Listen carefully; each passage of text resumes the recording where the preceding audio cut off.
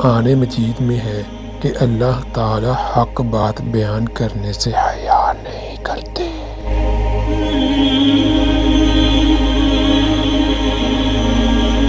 حدیث میں بعض ایسے مسائل رسول اللہ صلی اللہ علیہ وسلم نے بیان فرمائے ہیں جو بظاہر حیا کے خلاف ہیں، مگر اس لیے بیان کیے کہ اگر آپ صلی اللہ علیہ وسلم بیان نہ کرتے تو لوگ ان بے شرمی کے کاموں میں مبتلا ہو جاتے۔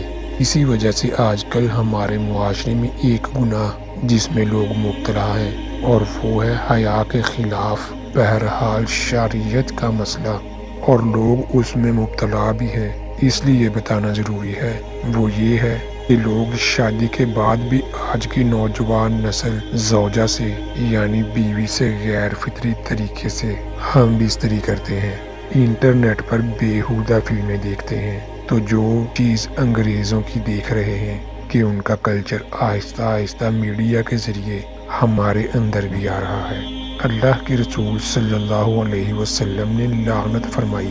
ایک روایت میں ہے کہ اللہ اس کی طرف دیکھے گا نہیں کہ جو اپنی زوجہ یعنی بیوی سے پچھلے راستے سے ہم بستری کرے گا۔ یہ بیماری بھی، یہ گندگی بھی بڑھتی جا رہی ہے، خاص طور پہ جن کو لڑکوں سے بدفعلی کی عادت پڑ جائے تو وہ اپنی زوجہ سے فطری راستے سے ہم بستری نہیں کرتے۔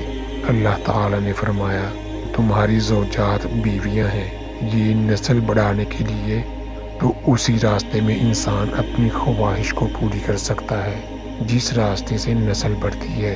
اس کے علاوہ کسی اور راستے سے اپنی خواہش کو پورا کرنا یہ حرام ہے، گناہ کبیرہ ہے، گندگی ہے۔